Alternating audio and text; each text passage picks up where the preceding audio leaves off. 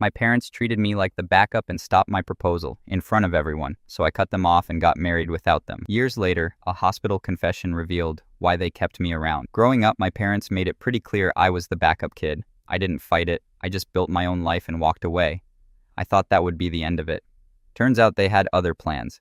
Before I get into all that, I need to start at the beginning. I'm Joey. I'm 23. I work full-time, keep my head down, pay my bills, and don't ask my parents for anything.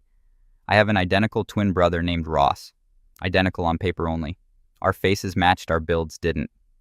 Growing up, you wouldn't guess we came from the same house if you watched how we were treated. Ross is taller than me, broader, athletic, the kind of guy adults naturally pat on the back. Teachers loved him. Coaches loved him. My parents, Walter and Lizzie, built their whole identity around him early on. He wasn't just their son, he was their investment. I was the extra part that came with the package. I'm not quiet or timid, never was. I noticed things early and I didn't pretend not to. I use humor when things get uncomfortable, and my parents hated that. They prefer silence and compliance. They called my attitude difficult. Ross didn't have an attitude. Ross had potential. We shared a room growing up, which is where the difference became impossible to ignore. Same room, two different lives. Ross's side had the window, better light, better air. He had a new desk, clean drawers that didn't stick, shelves that weren't bowing in the middle. When a poster peeled or got ripped, it got replaced. When a gadget came out, it somehow ended up on his side of the room. My side was hand-me-downs. A dresser with one drawer that never closed right. Old paint with scratches that never got touched up. If something broke, it stayed broken. Nobody ever said that was the rule. It just was. You could stand in the doorway and see it clear as day. Physical proof of who mattered more. Lizzie made it worse without saying a word. She touched Ross like she was proud to be seen with him. Hand on the shoulder, straightening his collar before school. Small gestures that said, "This one is mine." With me, touch only came with correction, pulling me back from a conversation, pressing two fingers into my arm to shut me up, a hand on my chest to stop me from stepping forward. I don't remember her hugging me. I remember her adjusting me. Walter wasn't subtle either. Everything Ross did was about the future. Sports were about scholarships. Friends were about connections. If Ross messed up, it was growing pains. If I did the same thing, it was proof I wasn't built right. I didn't cry about it. I didn't beg. I made comments, short ones, dry ones. Stuff like, "Guess my side of the room didn't qualify for the upgrade." That usually got me a look from Lizzie and a lecture about being dramatic. Ross would smirk sometimes, not in a cruel way. He was a kid enjoying good treatment. He didn't question it because why would he? The birthday dinners were the worst because they pretended to be neutral ground. Joint celebrations, same candles, same table, same speeches. One year we're sitting there with relatives from both sides and the cake comes out. Big white frosting, blue trim. In the center, written clean and bold, is Ross's name. Just Ross. No space left, no correction, no hesitation. The room goes quiet for a half second, long enough for everyone to notice. I look at the cake, then at my parents, then back at the cake. I say, "Guess I'm sharing his wish this year." Just enough to acknowledge reality. Lizzie snaps back immediately. Tells me to stop being dramatic. Says it's just a cake. A few relatives laugh in that uncomfortable way people do when they don't want to pick a side. Ross looks down at his plate. Nobody fixes it. We eat the cake anyway. That was childhood for me. Nothing explosive, just 1,000 little reminders of where I ranked. Once, not long after that, I caught Lizzie looking at me in a way that didn't match her usual irritation. It wasn't anger, it wasn't disappointment. It was something tighter. Fear, maybe, or guilt. It lasted maybe a second before she noticed me looking back. Then her face hardened and she told me to stop hovering and do something useful. I didn't know what to do with that look at the time, but I remembered it. I started working early. Not because they forced me to. Because money meant control.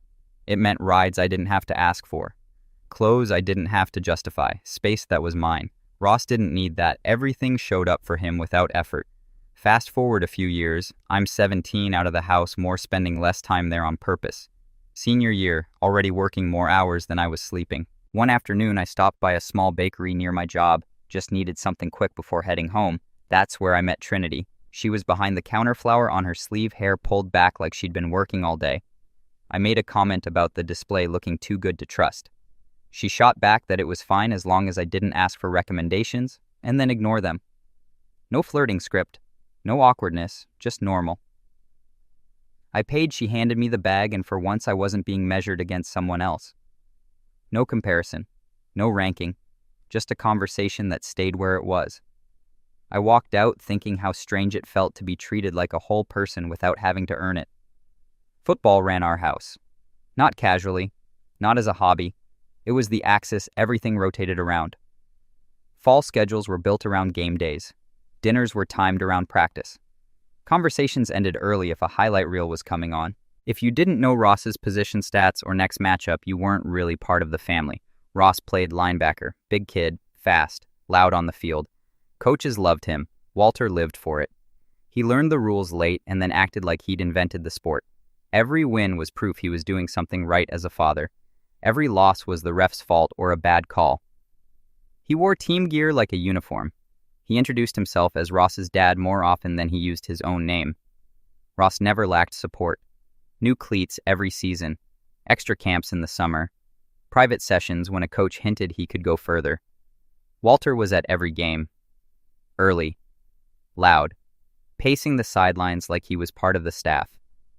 Lizzie packed snacks for the whole team and made sure Ross's jersey was spotless. They praised effort, toughness, leadership, all words that only seemed to apply to one son. I didn't play football. I tried it once, got shoved into a position I didn't care about, and realized fast that the sport itself wasn't the point. The attention was. I quit without a scene. That didn't mean I stopped training. I ran in the mornings before school, lifted in a cheap gym after work, learned discipline without an audience. I didn't ask for rides or gear. If I needed something, I bought it. If I didn't have it, I adjusted. That became my way. I competed in smaller events, local runs, amateur meets, stuff that didn't come with crowds or cheer sections. I told my parents the dates once. They nodded, said they'd see. They didn't. Not once. No texts, no apologies, just silence. Followed by questions later about how Ross did at practice. The difference wasn't subtle. When Ross played, the house buzzed. When I had something going on, the house stayed the same. I stopped reminding them. It wasn't pride, it was efficiency. Reminding people who don't care just waste time. Walter never asked about my training. He asked if Ross had eaten enough protein. He asked if Ross's coach had called back. He asked if Ross felt confident about the next game. My work, my schedule, my goals didn't register. Lizzie was quieter, but sometimes worse. I'd be stretching in the driveway or running drills in the backyard, and I'd feel eyes on me. I'd look up and catch her watching from the kitchen window. Her face never showed approval or annoyance in those moments. It was something else.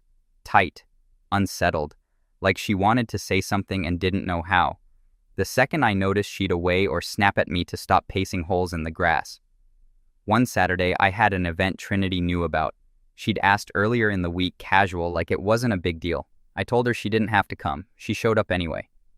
Sat on the bleachers with a coffee and watched. The stands were empty. No Walter pacing, no Lizzie taking photos.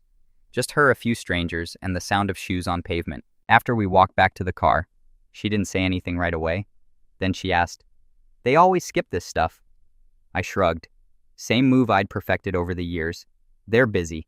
She didn't argue, didn't comfort. Just nodded like she understood exactly what busy meant in that context.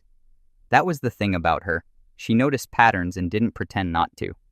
Back home, Ross came in talking about practice. Walter listened. Lizzie asked questions. I went to my room and stretched in silence. I didn't resent Ross for it. I resented the rules of the house. Sports weren't about teamwork or growth there. They were currency, status, proof. So I kept training without witnesses. I got stronger without praise. I learned early that silence was easier than disappointment and that discipline didn't need an audience to work. The next 4 years were a blur of shifts and syllabi. I didn't glide through college. There was no smooth path, no safety net, no stretch where things felt easy. I worked my way through it the same way I handled everything else in my life. Head down, no complaints, no expectation that anyone would step in if I stumbled. Full class load every semester. Part-time jobs stacked whenever I could manage them, sometimes 2 at once. Early mornings that started before the sun was up. Late nights that ended with me eating whatever was cheapest and fastest. Weeks blurred together. Wake up, work, class, work again, sleep, repeat. I didn't tell my parents when things were hard, not because I was hiding it, but because they never asked. They didn't check in about exams or deadlines or whether I was burning out. I didn't need applause anyway. Applause doesn't pay tuition. I needed the degree. That was the whole point. Trinity was the only consistent presence through all of it. She didn't treat my schedule like something to fix.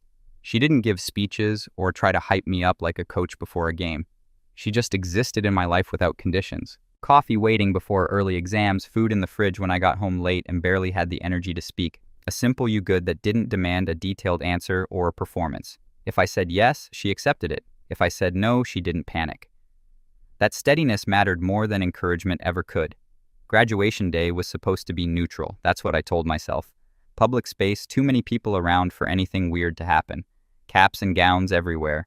Families packed together on metal chairs that creaked when people shifted. I figured at worst it would be quiet and awkward, maybe a little tense. I underestimated how intentional my parents could be when they had an audience. We found our seats early. Ross was a few rows ahead of me, already posing for pictures with Walter and Lizzie. Walter's arm was locked around Ross's shoulders tight, like he was afraid someone might pull him away at the last second. Lizzie kept adjusting Ross's gown, smoothing wrinkles that weren't there, fixing the cap that didn't need fixing. She looked proud in a way she never looked standing next to me. I stood there with Trinity watching it happen. I didn't step in. I didn't need to. I already knew how this part played out. The ceremony itself passed in pieces. Names called, applause rising and falling in waves, people cheering louder for some names than others. When Ross's name was read, the clapping around us got louder. When mine was read, Trinity clapped immediately. Ross clapped too. I saw him turn halfway, scanning the crowd for our parents. They clapped, but it felt late, like they were remembering they were supposed to. After it ended, the lawn filled up fast. Cameras everywhere, balloons bobbing over heads, parents hugging their kids like they were seeing them for the first time. Walter waved us over and told us to follow him to the parking lot. He said it with that tone he used when he had something planned and wanted an audience. Ross got there first. Walter stopped next to a shiny black Mustang parked near the curb. Clean, new, impossible to miss. He reached into his pocket and tossed Ross the keys. Loud, deliberate. "You earned it," he said like he was announcing a scholarship win. People around us turned. A couple of Ross's old teammates cheered. Someone whistled. Phones came out instantly. Lizzie hugged Ross quick and tight like this moment had been rehearsed down to the timing. Ross laughed, surprised but pleased, holding the keys like he wasn't sure if they were real. Then Walter turned to me. He reached into his jacket and handed me a small box. Light enough that I already knew what it was before I opened it. Inside was a watch. Cheap metal band, the kind you buy last minute because you feel like you should bring something. Lizzie smiled and said, "We're proud of you too, son," in the same tone someone uses when they remember to thank a waiter. I looked at the watch, then at the car, then back at the watch. I didn't plan what I said next. It just came out. "Guess I'll be on time for work." It wasn't loud, it wasn't angry, just a comment that landed exactly where it needed to. For a split second, Lizzie's face changed. Not anger, not annoyance, fear. Like I'd said something I wasn't supposed to know. Like I'd brushed against a wire she'd been taping over for years. Her eyes locked on mine, wide and sharp, and for that brief moment she looked exposed. Then it disappeared. Her jaw set, her mouth tightened. "Why do you always have to do this?" she snapped. "You can't just let one moment be about your brother." Walter stepped in, immediately said I was making a scene, said this wasn't the time, said I always had to turn things into something they weren't. People around us pretended not to listen while very clearly listening. Conversations nearby slowed. Phones angled slightly in our direction. Trinity didn't say a word. She stood next to me steady, her hand brushing my arm once. Not to stop me, just to remind me I wasn't standing there alone. Ross looked between us, confused. He didn't say anything. He still had the keys in his hand, turning them over slowly like he wasn't sure where to put them or what to do next. I didn't argue. I didn't explain. I closed the watch box and slipped it into my pocket. I told Ross congratulations and meant it. Then I turned and walked away with Trinity. That was the moment something shut off in me. Not anger, not sadness, just clarity. I stopped expecting fairness. I stopped hoping effort would eventually balance the scale. I stopped thinking that if I did enough, things would even out. In the days after, my parents acted like nothing had happened. A text about dinner plans. A question about whether I'd set up the watch yet. Walter sent Ross links about upgrades for the car like graduation had only belonged to one of us. I replied when necessary. Short answers, no tone, no openings. Graduation was supposed to mark the start of something. It did, just not what they thought. 6 months later, New Year's Eve rolled around and my parents tried to sell it as a reset. The New Year's Eve party was supposed to be neutral ground. That's how Lizzie pitched it. Both families, one house, clean slate. No drama, just food noise and counting down like everyone else. Walter and Lizzie's place was packed. Relatives I barely talked to. People who remembered Ross's stats better than my job title. Kids running between rooms. Music too loud. Everyone holding plates they didn't really want. It was loud enough that you couldn't have a real conversation, which I figured was the point. Trinity stayed close to me. She knew what these events were like. I had the ring in my jacket pocket. Heavier than it should have been for something that small. I'd thought through this 100 times. Where to stand, when to do it. I wasn't nervous about her answer. I was realistic about my parents. About an hour in, Lizzie pulled Trinity aside. I noticed immediately. Lizzie didn't ask. She just leaned in hand on Trinity's elbow, steering her toward the kitchen like it was nothing. I stayed where I was and watched Ross talk to an uncle about work. 10 minutes later, Trinity came back. Same expression. Calm. No anger. She waited until we were near the hallway and said quietly, "Your mom says you can be difficult." She said it like a warning. I nodded. Yeah, that tracks. She asked if I was okay. I told her I was. And I was. At least I thought I was. Walter clinked a glass. Loud, sharp. The music cut. Everyone turned. I hadn't planned on a toast yet, but apparently Walter had. He stood in the middle of the living room, arm already around Ross's shoulders. He smiled bigger than necessary. He talked about family, about growth, about the coming year, and how proud he was of Ross's direction, his discipline, his stability, his trajectory. He used that word twice. He didn't mention me, not once. People nodded. A few clapped early. Lizzie beamed like this was the point of the night. Ross looked uncomfortable but didn't pull away. Walter finished with, "Some people just know how to build something solid." That was my cue. I wasn't waiting for the room to come back to me. I stepped forward before the applause died down. I didn't raise my voice. I didn't ask permission. I took Trinity's hand, dropped to one knee, and pulled out the ring. The room went silent in a way that felt intentional, like everyone was waiting to see what would happen. Walter had been drinking just enough to make his confidence louder than his judgment. Before Trinity could even react, Lizzie gasped and stepped forward. Walter moved faster. He reached down and grabbed my wrist hard. "What are you doing?" he snapped.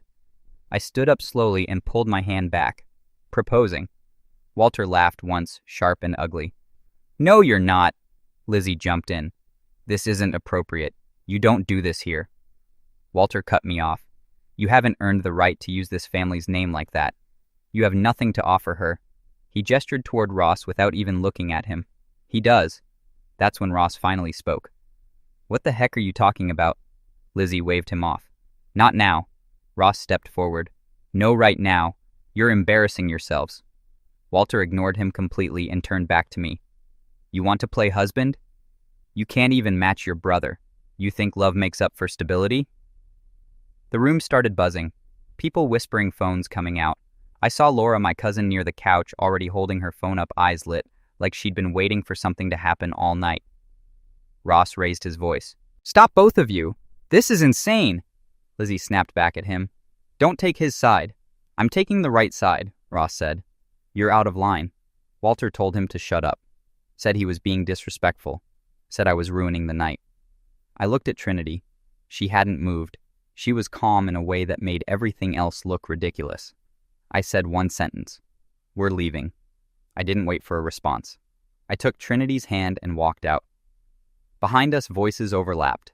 Lizzie shouting, Walter demanding someone stop us, Ross arguing, Laura filming everything. By the time we got home, my phone was already lighting up. Laura had posted the video as a reel, captioned something about family drama with a laughing emoji. It spread faster than I expected. Comments piled up. People calling out my parents by name, asking why they'd humiliate their son like that. Walter and Lizzie lost it online.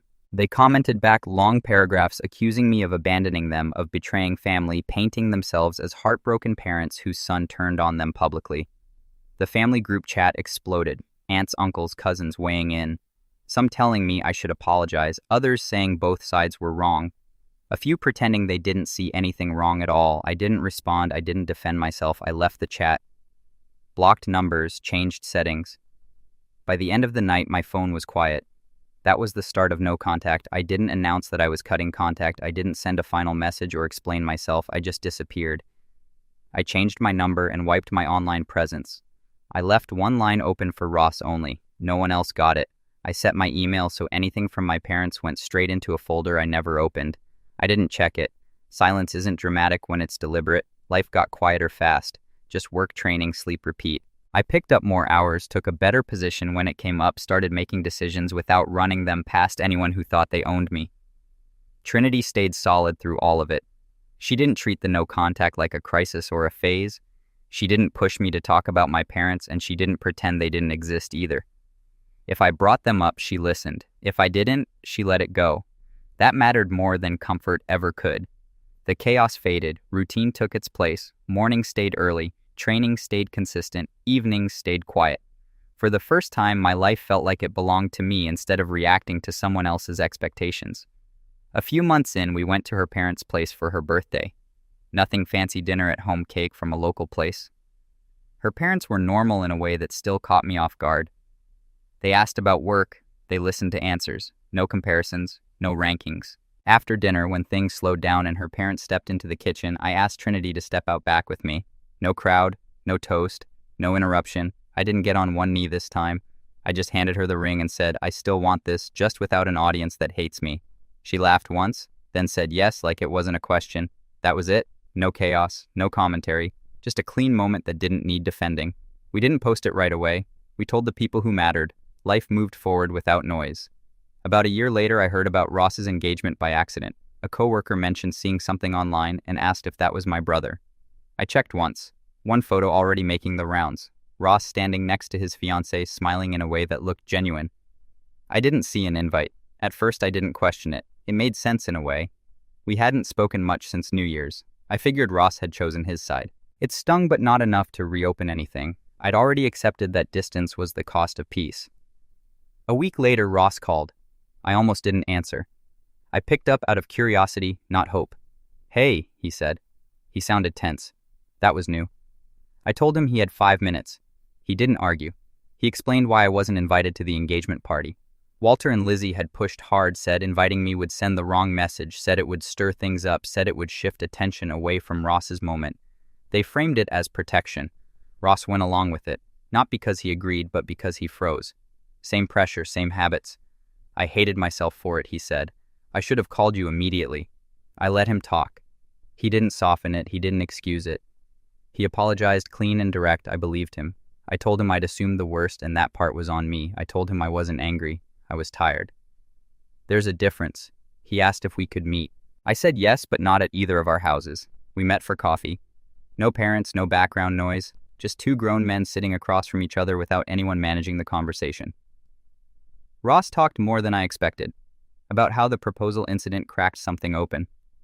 How seeing our parents humiliate me in public felt different than hearing them do it privately. How defending me didn't come naturally at first, and how much that bothered him afterward. I thought the pressure was normal, he said. I didn't realize how much of it missed me completely. I didn't unload years of resentment. I didn't need to.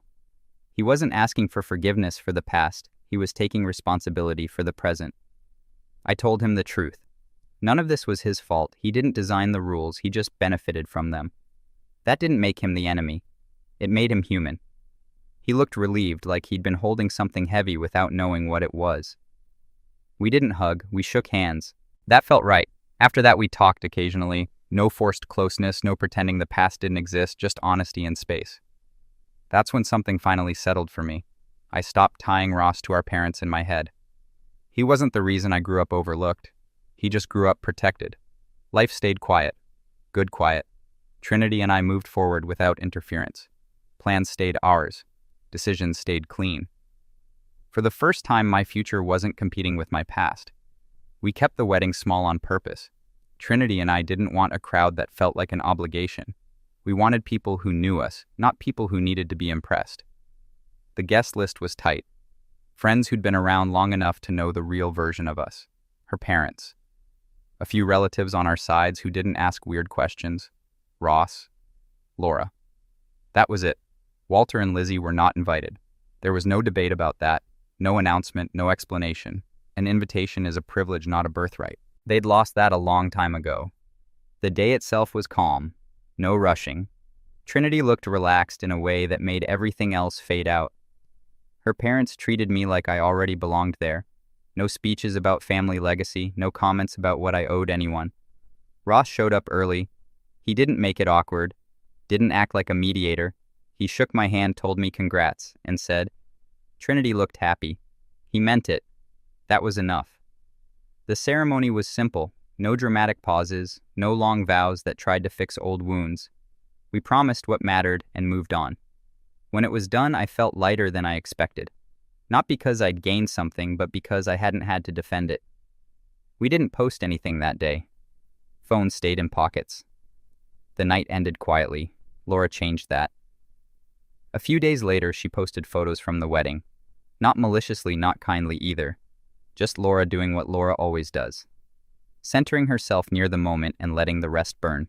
The posts spread fast. People noticed who wasn't there. Comments started stacking. Questions followed. Walter and Lizzie found out through Instagram. That's when things got loud. Their reaction had nothing to do with missing me. It had everything to do with being seen. The comments hit where it hurt. Why weren't you at your son's wedding? What kind of parents miss that? This isn't the first time, is it? They responded publicly. Long replies. Defensive explanations. Vague statements about boundaries and misunderstandings. They framed it like they'd been pushed out. Like they were victims of a son who'd turned cold. It didn't work. People remembered the New Year's video. Screenshots resurfaced. Clips got reposted. Lizzie's name started showing up in comment threads with words she hated being associated with. Walter tried to joke it off at first, then he got angry, then desperate. They moved to private messages when public sympathy didn't show up. Texts, emails, calls from numbers I didn't recognize, guilt wrapped in concern. Anger dressed up as heartbreak, claims that I'd embarrassed them, that I'd humiliated the family, that I'd abandoned them when they needed me most. They never once asked if I was happy. I didn't answer anything. I didn't block right away either. I let it pile up and watched the pattern repeat itself without me in it. Then, I blocked everything and went back to my life. Trinity didn't ask me to explain my silence. She didn't need reassurance. She saw the messages before I blocked them. She read enough to understand what kind of people we were dealing with. They're mad they weren't seen, she said once. That was it. No analysis, no comforting speech, just the truth. The internet didn't let them off the hook this time either. More comments, more questions, people noticing patterns, old stories coming out from relatives who'd kept quiet before. Laura kept posting, feeding it without even trying to. Walter and Lizzie spiraled. You could see it in the way their messages shifted. 1 minute furious, the next pleading. One email accused me of being ungrateful. The next begged me to remember everything they'd done for me. I ignored all of it. The quiet returned. This time it stuck. A few nights after things finally slowed down, my phone rang. Ross's name came up. I answered. Hey, he said. He sounded serious, not panicked.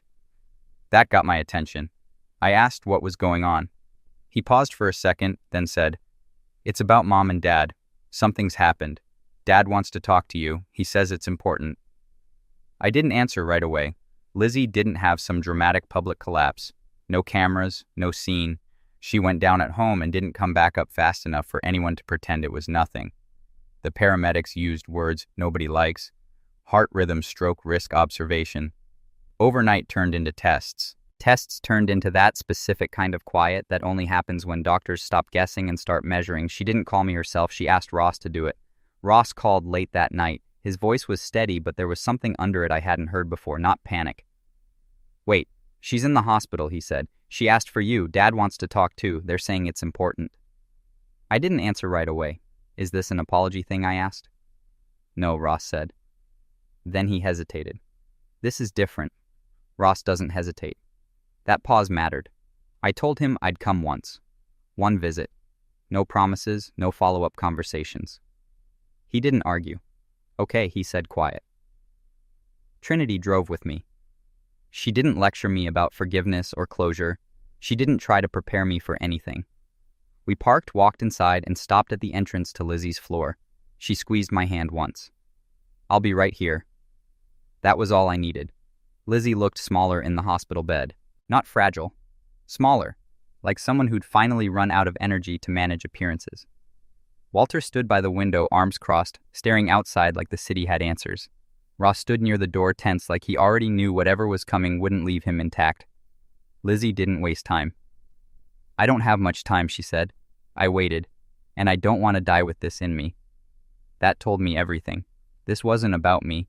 It was about her not wanting to carry it any longer. She took a breath. We only wanted one child. Walter didn't look at me. He nodded. That was always the plan, Lizzie continued. One pregnancy, one future, one life we could manage. Ross frowned. What are you saying? When the doctor confirmed twins, she said we panicked. We didn't talk about it like a blessing.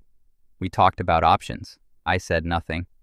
Selective termination, Lizzie said. She didn't soften it. Ross sucked in a sharp breath. You're joking. Walter finally spoke, voice calm, clinical. The specialist explained the risks. Multiple consultations. You were identified as hemodynamically necessary.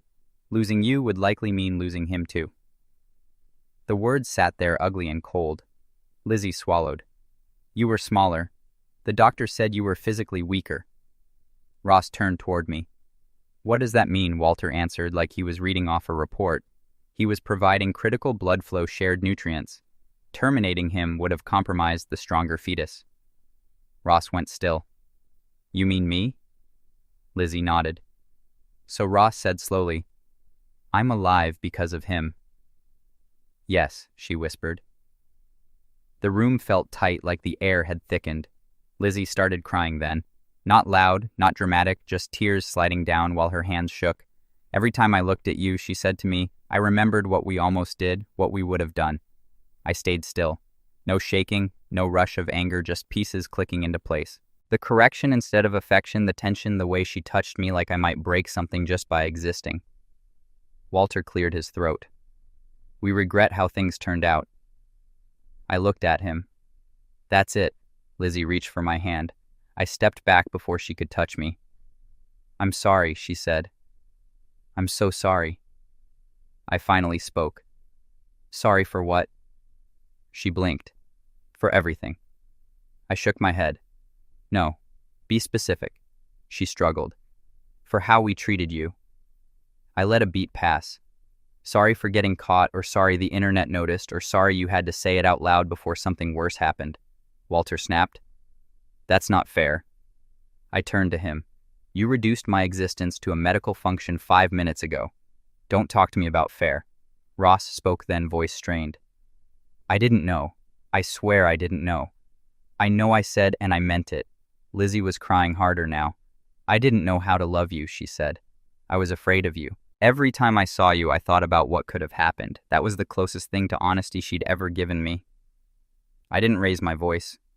I wasn't your difficult son, I said. I was your tourniquet. Walter opened his mouth. I didn't let him speak. And now the cord is cut. No one said anything after that. Even the machines felt quieter. I stepped back toward the door. Ross looked like he wanted to stop me, to say something meaningful, to fix something that couldn't be fixed. I shook my head once. Lizzie whispered my name. I didn't answer. I walked out. Trinity stood the second she saw me. She didn't ask what happened. She didn't study my face. She put her arm around me and we left. I didn't feel broken walking out of that hospital. I felt finished, like something had finally been named and put down. So I'll ask you this. What would you do if you found out you weren't kept because you were loved or even tolerated, but because you were necessary? If your entire childhood suddenly made sense in the worst possible way, would you forgive because they're sorry now? Would you stay connected to people who only valued you when you were useful to someone else's survival? Or would you walk away clean and build something better? I chose distance. I chose the life I already built, and I don't regret it.